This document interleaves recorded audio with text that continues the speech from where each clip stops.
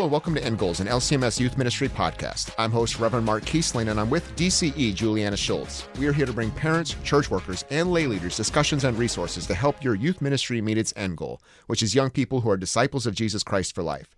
Today we're going to talk about some of the big what-ifs when it comes to the gathering.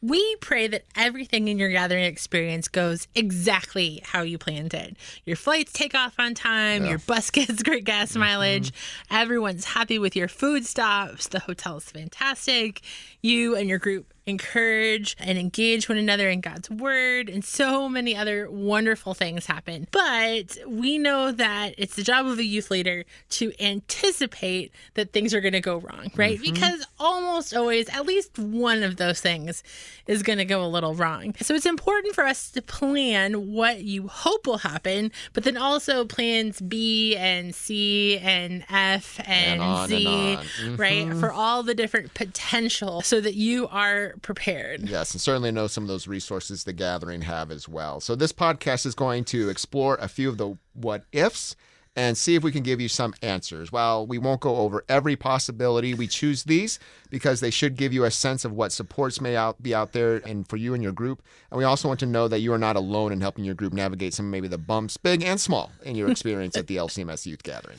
Yeah, so let's start with an easy one, Mark. What if my travel doesn't go to plan and I can't make it to registration? Yes, good question. So that could be maybe a flight delay due to weather or other schedules. It could be, we hear it, flat tires along the way, sort of travel thing that happens. And so definitely we have a contingency plan in place. So on-site registration is open at the convention center on Friday, June 8th from 1 to 5 o'clock, along with orientations taking place too, of course. And then on Saturday, June 9th, from 8 a.m. to 6 p.m., again at the convention center. So we want primary adult leaders to make every effort to get to registration, to get wristbands, backpacks, and everything you need from us. So even when it's getting close to that time, please come to registration. It's going to make things a lot simpler than trying to do it in the morning and just getting to mass events. But we get it. Sometimes it may be really pushing later into the time, and you need to go straight to Minute Maid Park because we also want to get that orientation too. So if you do need to go straight to Minute Maid Park in time for the opening mass event, doors open at 7:30, event starts at 8:30.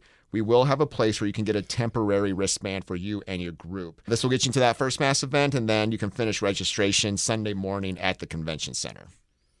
Yeah. So we have some contingencies if you need to make sure that you make it into that first mass event, if all possible, and then that you're able to kind of get on and come back and get registered later. We don't want you missing the mass event. And and we don't want to miss the mass event either. So we do want to close registration down at some point so that people can get over to Minute Maid Park and do that. So that's kind of how we play that. But we definitely want you to be there and enjoy that first evening. Right. Okay. Now, this one is one that we know most adults want to make sure they at least have a sense of what the right answer is here. We hope, again, that this doesn't happen. But what if I have a medical emergency? Yeah, I think two things that would say right off the bat. Again, generally you're going to have cell phones with you, multiple cell phones in your group. So if you have a medical emergency, particularly outside of one of the facilities, so outside of George R. Brown or Minute Maid Park, call 911. So Discovery Green, that's a 911 area, call 911. At your hotel room too, but also notify, like the hotel front desk, that's happening as well. But let's talk a little bit about the facility. So if you can imagine, or if you've been to a gathering, you know this, if you have not, these are huge facilities. So they warn us up front, like it's not helpful to call 911 and say, I'm at the convention center. Because that could be a lot of different places. 30 entrances. I mean, it's 2 blocks long or a block long. So that's not helpful. So George R. Brown actually has a phone number that they want you to call. So if you put that in your cell phone, I might just have that as an emergency number. It's 813-853-8087. Again, 813-853-8087. Of course, too, we have plenty of volunteers around of our own, of the gathering, but then there's also EMT folks around or building staff that you'll want to find if there's one close by to be able to kind of know where you're at and be able to get those additional supports. Same way at Minute Maid Park, there are going to be plenty of ushers, our own volunteers that will be able to, again, you'll be able to contact them, and they can flag emergency procedures as well, and people that are in the area. We've got EMTs there. We've got ambulances at the facilities. So again, just keep that in mind. You're in a huge facility, so you want to be able to narrow as quickly as possible where you're at, as well as access the resources that we have on site. Yeah. And if it is an emergency, or I'm sorry, if it is not an emergency, look at your app or your guidebook, find the location of the first aid stations. Yep. There are first aid stations both at GRB and at Minute Maid Park that you can access if you can get to those. Maybe it's a little less intense, but you still want to get it looked at. There are some places that you could do that. If you have either of those situations, emergency or not, if you have any questions, you should always contact the helpline, right? We have the helpline. They're there to help you navigate any additional needs you might have. So, and the great thing is those are on your wristband too. So you get into this situation, you're like, this is something I'm not sure what I'm supposed to do here.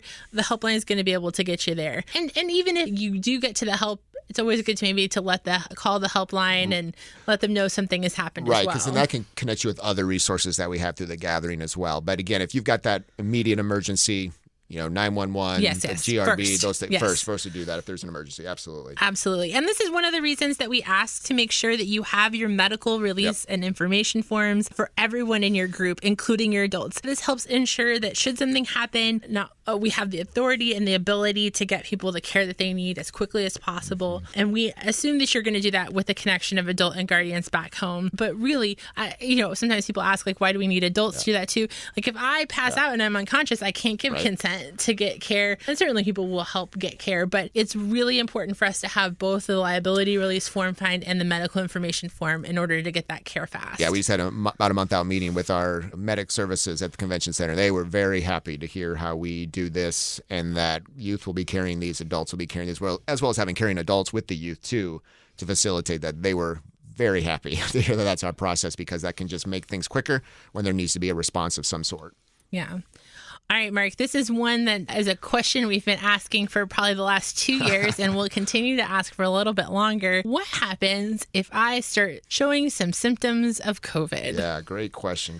So we've recently updated the FAQs on the Gathering website for that type of thing, and looking at what's been going on in other events and just best practices that are happening, whether it was in Houston or other places.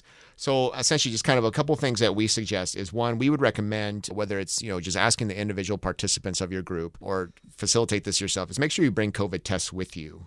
Whether that's just you ask one to bring one of their home tests, whatever it is, do that so that you can administer a COVID test if you need to, if someone is feeling those symptoms. If no test is available, probably good to maybe quarantine the person in their hotel room. Know that that's kind of the responsibility of the individual group. So you might be able to get an additional room at your hotel by asking the front desk, but really you'll have to kind of move your folks around, make that available so you quarantine that person that is not feeling well or who has maybe tested positive. Again, should never leave a youth alone at the hotel. Make sure you keep an adult leader with them through the process, but make sure that they're taken care of and have someone to respond and help them in that way. A couple things that we also would say certainly keep in mind. You don't need to give any specifics. You might ask that you tell your gathering ambassador that's at your hotel if it's a hotel situation, just so we kind of know, keeping tabs on that. Don't need to give any certainly private information or anything like that, but just so that we kind of are keeping tabs. Make sure you call the parent or guardian of the person who might be sick. And then probably some things to be thinking too is that maybe your group, as you go out into the event, be wearing masks maybe just to protect others and protect themselves too. We expect too, depending on where COVID's at, wear a mask at the gathering. That may be a natural piece that you'll be doing. Your kids will feel more comfortable doing that. That's completely fine to do that. And certainly we just have to keep up in mind too, reach out to the helpline, get assistance. We're getting the listing of places in downtown that provide testing as well. So we have that as support. And then we'll be able to help through the helpline with just kind of some basic support that you might need too. Yeah, it's certainly something that we'll continue to keep an eye on, continue to watch, continue to make sure that we can make the event as safe as possible. And we do want to encourage, if you have young people and they are showing symptoms, to please do isolate, make sure that they're not coming into event space and potentially spreading that around to other folks, and just being conscientious of that. And if that does happen, we do have ways for them to interact, both, Bible studies that they can watch in their room. We have mass events that they can watch from their room, and other ways in which we can keep them connected to the event should that need to be something that you guys do.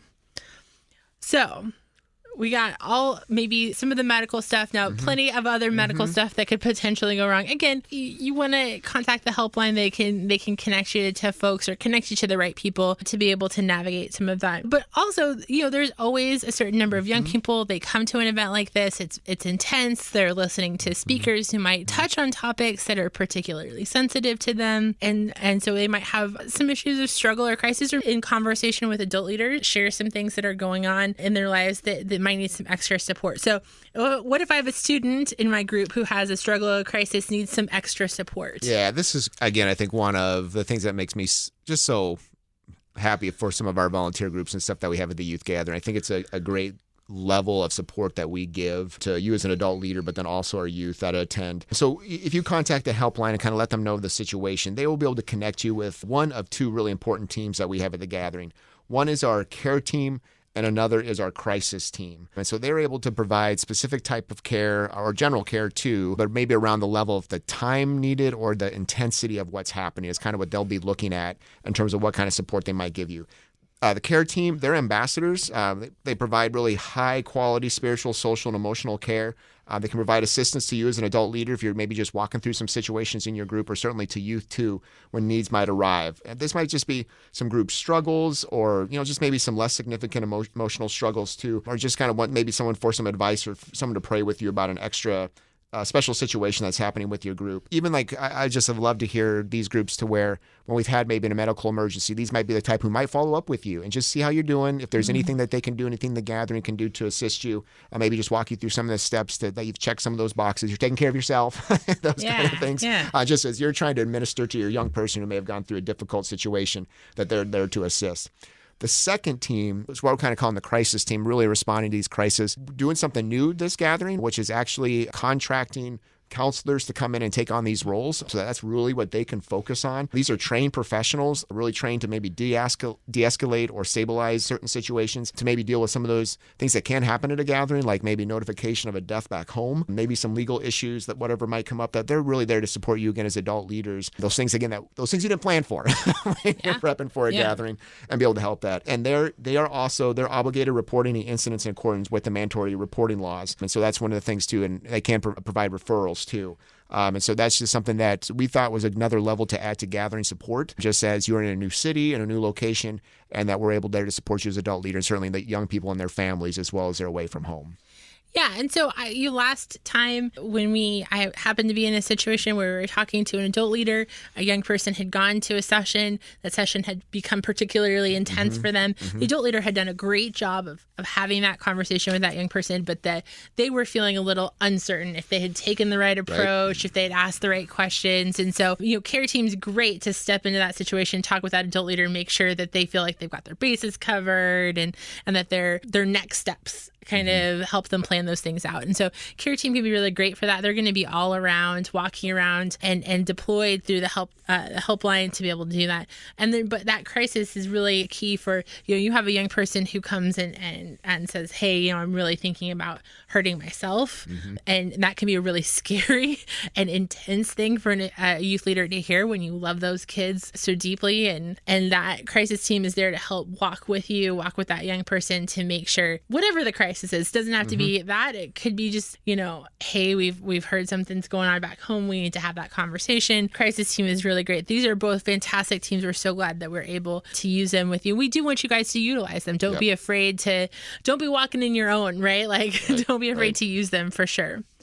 All right. So those are some intense things. What about a slightly less intense thing? What happens if I lose stuff? Oh, yes.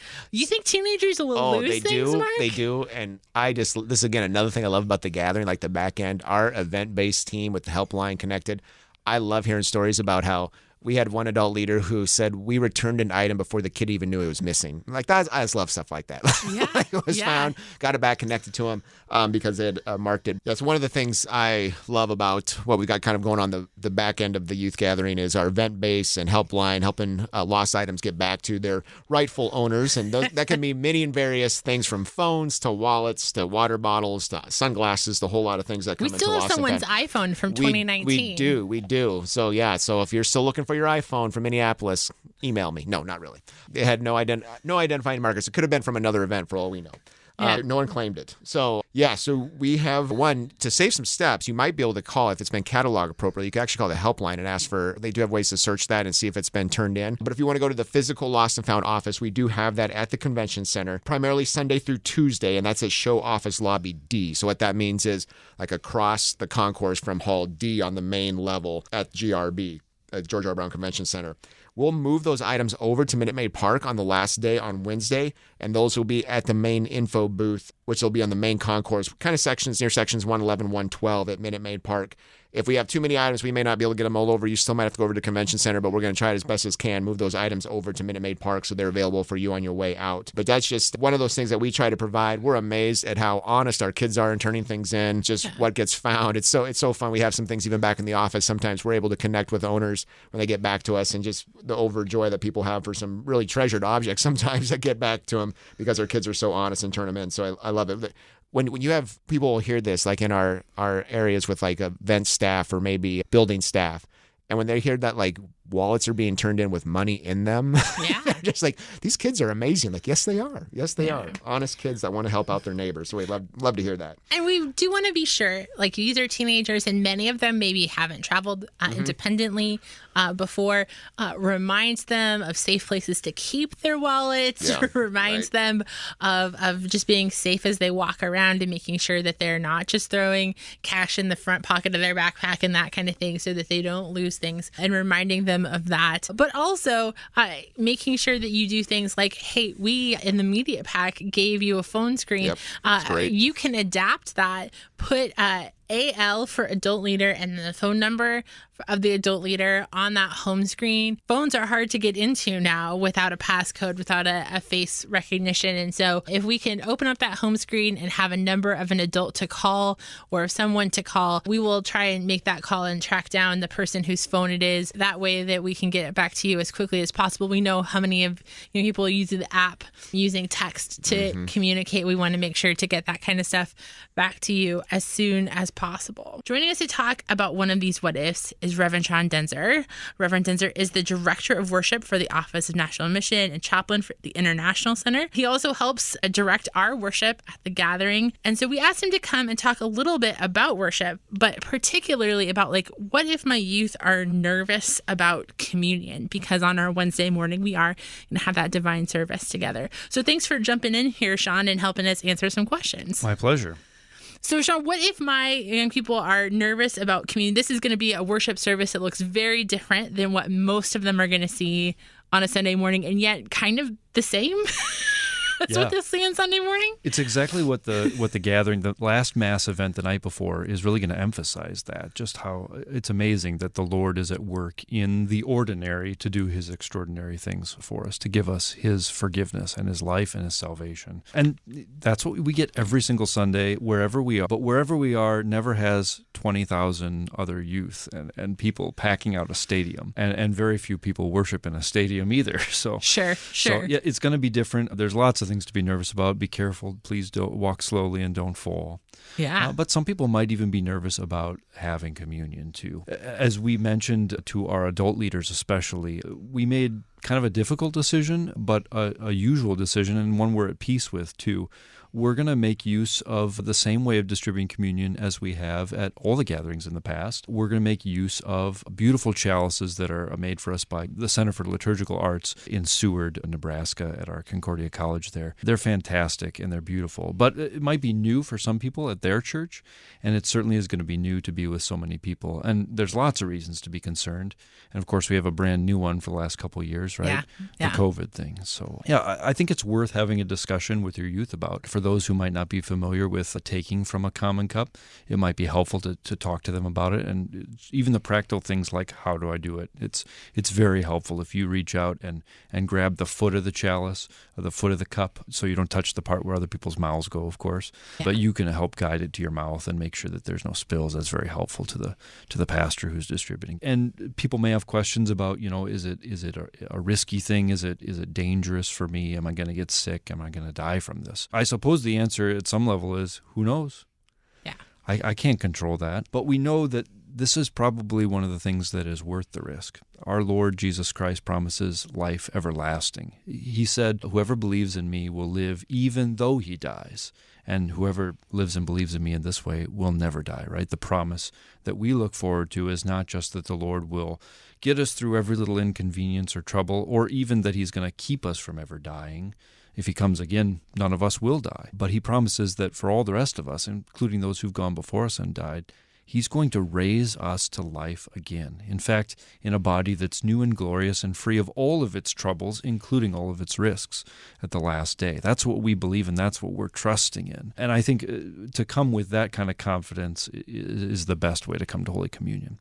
The other thing I'd say is there are lots of reasons that people don't necessarily commune at every service. One, people might not believe the same thing, so they might not commune together at all. Others may have some reason. Maybe there's something that they have not settled with their neighbor, and so they're not going to go to communion until that's taken care of. That's actually mentioned in the Scriptures and is totally legitimate. Communion's different than baptism and even different than the Word of God that goes out totally free. It comes with a bit of a warning label, right? Paul in 1 Corinthians 10 and 11 spends some time and even says, I want you to examine yourselves, and so go on to eat the bread and drink the cup in the Lord's Supper. And it is possible, in fact, to eat and drink not just to our physical harm that we might actually get sick, but as it talks about in 1 Corinthians 11, to eat and drink in a wrong way without believing what the Lord is giving or recognizing the purpose of it, which is higher than just having a lunch or a snack. To eat and drink without that understanding is, in fact, to be spiritually damaging to ourselves. So all of this comes together, for the question of what if I'm nervous for any reason of coming to the Lord's Supper. The truth is, no one here is going to judge you. You probably won't be the only person who might choose not to have communion. And if you do, no one's going to judge you for that, I promise. And if you are not nervous, or if you think through this and overcome that nervousness, by all means, come forward with a clean conscience and don't be worried. You can help counsel your youth participants if they're concerned at all or they're not going to commune, but they still would like to, continue in line and be with the rest of their friends and be a part of the service. It's a very common thing to just cross your arms like an X across your chest, and that's a way of indicating, I don't want to receive the sacrament, but I'd be glad to receive a blessing and a word of the Lord, and the pastors will be more than happy to give that.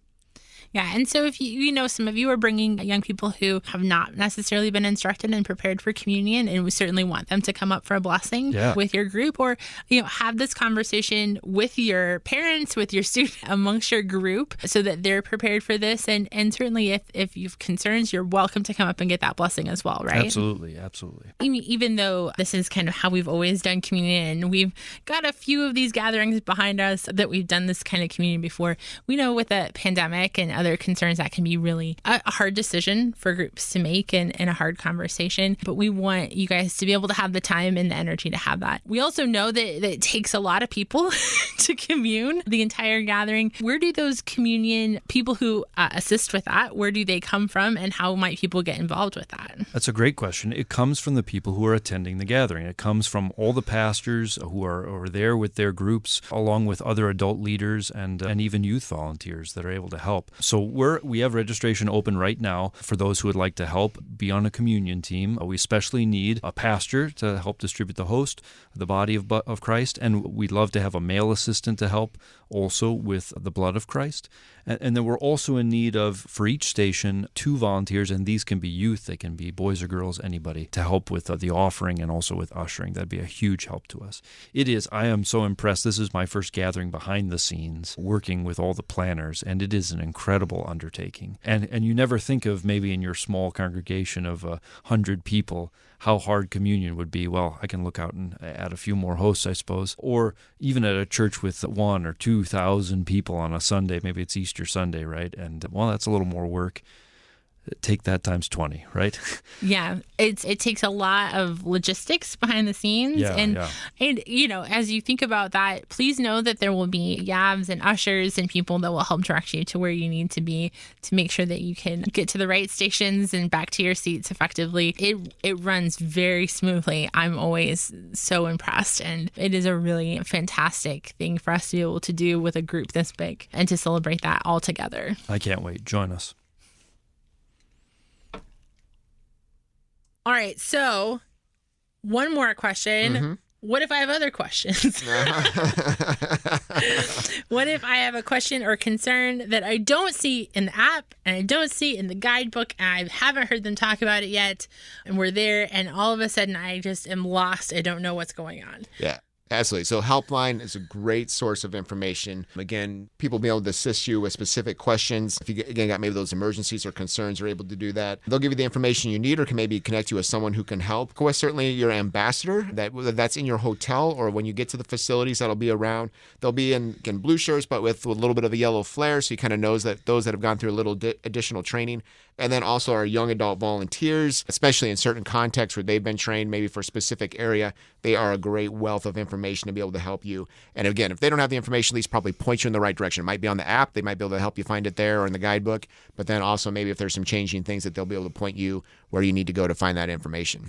Right, because the reality of the situation is that just as you make all of your perfect plans for your gathering experience and things don't always go quite as you planned, we have spent years planning this event and it will not go exactly as we've planned. And so sometimes there'll be information that will happen on the fly, some things that will adapt and change. We will do our very best to communicate those to you, but if there is confusion or something we missed, thanks for the grace on that, and we have ways of making sure that you have the right communication there. We know that nobody really anticipates things going wrong, but it's important to have some things to think about as you are planning this event, right? So you're planning all sorts of contingencies. You're thinking through making sure you have all your medical forms, making sure that you've got home screens on all of those phones so they don't get lost. You're thinking about what happens if travel doesn't go quite as planned. But also, you really can help yourself a lot by making sure that you have kind of some open and honest, trustworthy communication with parents, right? The more that you can build that relationship and have that mutual respect and trust between them, the better that you're able to work together and partner with them to make sure that young person is cared for well.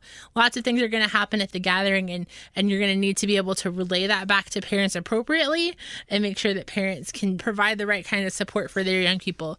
We know that this is one of those things we talked about in our prep almost a year ago in how we communicate well with our parents while they're at the gathering. We know that they're going to be texting and calling, and how can parents help support young people. And then also making sure that you have open, honest communication with your youth as well. Right? We want you to be able to be checking in with your teens every day, making sure they're doing well. And the more you can have open conversations, the better you're going to be able to deal with the hiccups along the road, right? Hey, I didn't plan this, but now here we are, and this is what we're going to do moving forward. That you can be honest if you've made a mistake or something's happened, and that we can manage our way through that. But also that you can get a good read on them to help deal with things early rather than when they get more difficult. We all know that the more tired we get, the more hangry we get, the more difficult issues can be. So if you can see that your teen is getting tired, you can get them extra water, making sure that they're not getting enough sleep. We're going to have a conversation about how we can ensure that they're taking care of themselves so that you can stave off some of those hard things. We've seen lots of people already talking about making sure they're drinking lots of water, right? We're on top of those things. Communication can really help navigate all those bumps in the road. So reach out to us if there's anything that we can do to help you along the way. So a couple of questions for you in closing. First, have you downloaded and gotten signed the medical liability release form and the medical information form and have copies to carry with you on your event? Another question is, have you programmed the Gathering Helpline number into your phone contacts, as well as I would do the George R. Brown emergency number as well? And then finally, how are you building those communications between you and your teenagers, your other adult leaders, and their parents so that we can navigate through any bumps along the way? We will continue to keep you in our prayers as you plan for all the different things that can go right and the things that can go wrong at the gathering, knowing that God is in all things with us through this event. Tentacles Podcast is a production of LCMS Youth Ministry and KFUO Radio. To find out more about LCMS Youth Ministry or to find links to resources mentioned, go to kfuo.org/youth ministry. Thank you for listening and caring for the young people of our church.